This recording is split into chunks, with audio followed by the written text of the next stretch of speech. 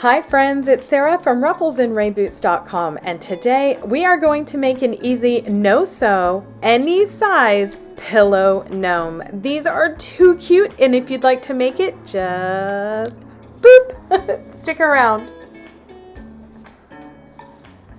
As always, please give this video a like so that I know you're here crafting with me.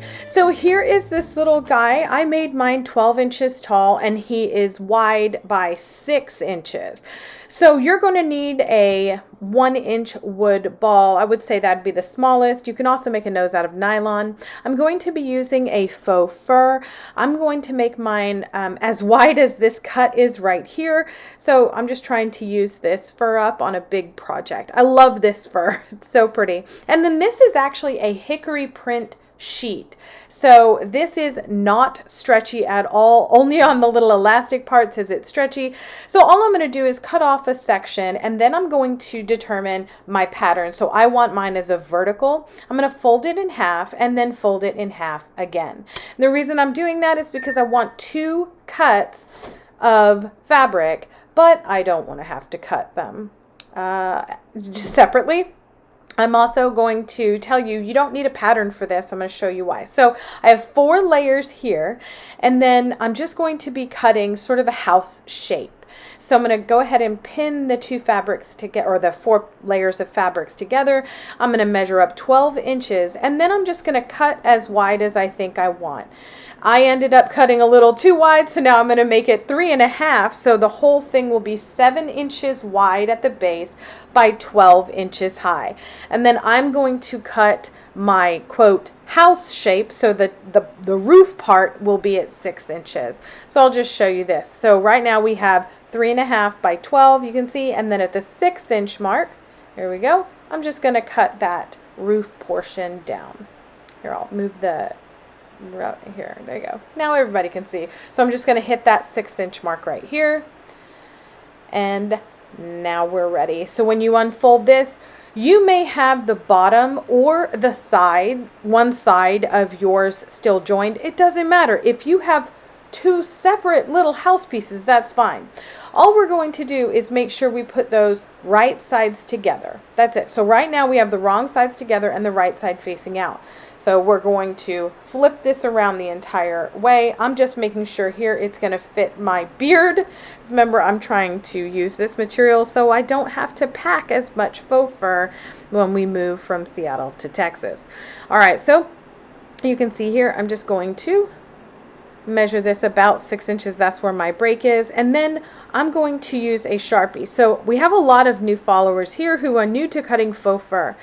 On the back of your material, you can write. You can use a marker. It doesn't matter. So if you're new and you're worried about cuts, measure how far you want down on the beard, you know, the depth of the beard and the width of the beard, and just make those marks right on the back of the faux fur.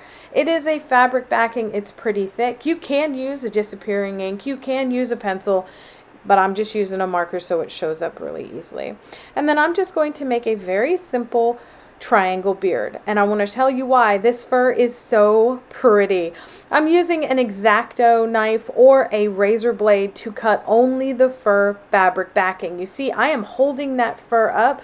You never hit the table, okay? So all you're doing is gently pressing down through the fabric backing only, and then you can pull it apart really easily. You see that one little thing right here? Now watch when you pull it apart.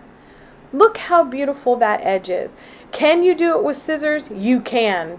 Is it a little bit more difficult? It is, and it's slower, so I don't like it. All right, so get yourself a finger guard or something to press down. We're going to make the top look nice by using a hot glue gun to fold over that top 1/4 inch. So I'm not even going to use that thing. I'm just going to fold it over and let that sit before moving on to the next third. And then you just make sure the entire top is down. You don't have to do this for the sides because the fabric backing won't show. We're going to glue that all down, and because our fur, you know, flares out to the side, no one's going to see it. But on the top, you can definitely still see the fabric backing, and it'll look a lot more finished when you do that top edge. All right, so like I said before, we're actually going to flip this to where the right sides of the fabric are together. No matter where yours are joined or if they're not joined, it doesn't matter. So you're going to have a section that is going to stay open because that's how we're going to turn it. So we're just going to glue down over here, right along the edge. I'm using a detail tip hot glue gun. And the reason I like these is because you can get a nice thin but generous portion of hot glue. So after you get the first 2 inches at the bottom or so, go up and leave about 3 inches in the middle. And the reason I'm saying that is because if you want a tassel, you're going to have to tuck that tassel through that hole. So just go up the side just a little bit of the way, and then if you want the tassel, you can make your own or just use something commercial. I'm going to make my own using this thicker twine. It's a very thick twine I got from Walmart because I ran out of the Dollar Tree twine. I packed all my backups. So I'm just making a normal tassel, rolling, wrapping, and then creating the little bottoms. After giving it a nice little trim, it's ready. So what we're going to do is we're going to put the tassel to the inside of our piece with the long little tails hanging out the back. So I just dropped mine a couple of inches or so it'll be nice and prominent. And then on the flat part of that triangle, I'm just going to glue the 2 strings in and let that sit before moving on. And then I'm just going to glue up the entire rest of this thing. Again, I'm trying to use a detail tip glue gun so I can stay consistent in the quote seam that I am creating, right? Just like when you're sewing, you're going to stay consistent with a 1/4 or 1/2 inch seam. We're doing the same thing with the glue gun. So again, this side we have the opening. It's about 3 inches. I'm just showing you here so that everybody knows on a 6 by 12, this is going to be a 3-inch opening. Now, if you make something bigger, do adjust that opening a little bit. All right, so now I'm just going to go all the way down here, just making sure this is exactly how fast. This is not sped up. And the reason I want to show you is because that's how fast I go, just to make sure those seams are nice and aligned. All right, so once I check my seams, I have no holes except for this big one right here. I'm going to go ahead and tuck my hand in. I'm going to grab that tassel and pull that out first. And then you can see it right there. Grab something that's dull. You can use an eraser, a bamboo skewer. I'm using the dull edge of these pinking shears and just pop out the tip. It'll be a little flat at the top. That's good. That's what we want. And then just go ahead and turn out everything else, paying attention to both the 2 corners on the bottom and poking them out, but also the little house bump outs, the roof bump out, that thing right there. I don't know what to call that. The shoulders. I'm not real sure. That the bottom of the hat. Let me know down in the comments below what that's called. I really don't know.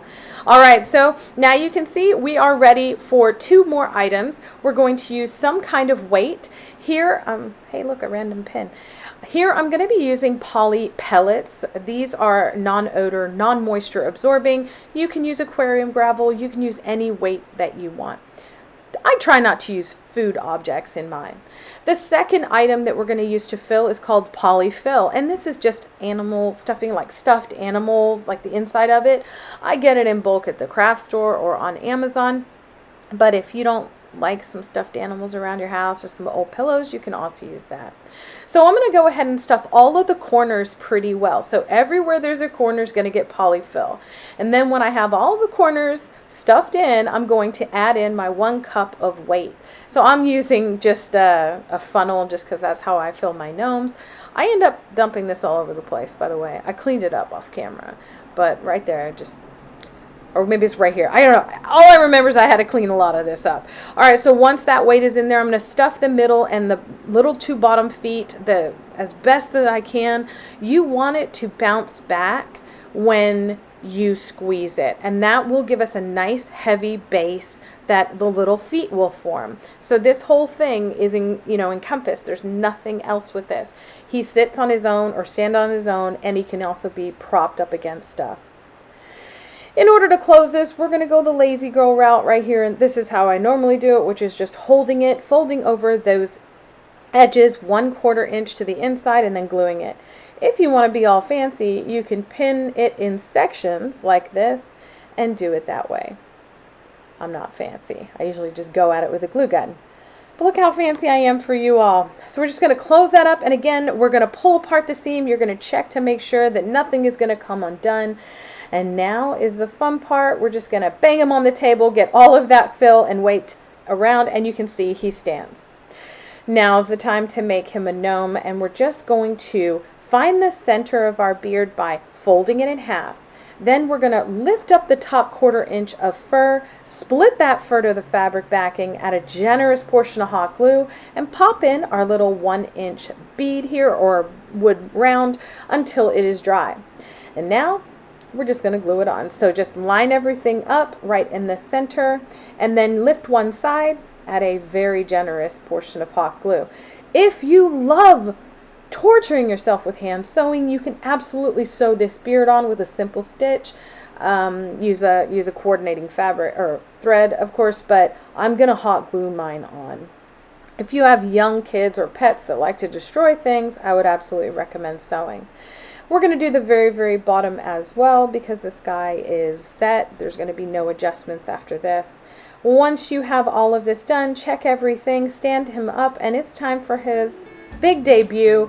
You can see him here standing on his own in my craft room. I absolutely love this little guy. I love how the little feet form on the sides. Oh, but what do you think? Let me know down in the comments below. I'd love to hear your opinion. As always, thank you for being here. Please like, please share, and subscribe for more crafty fun.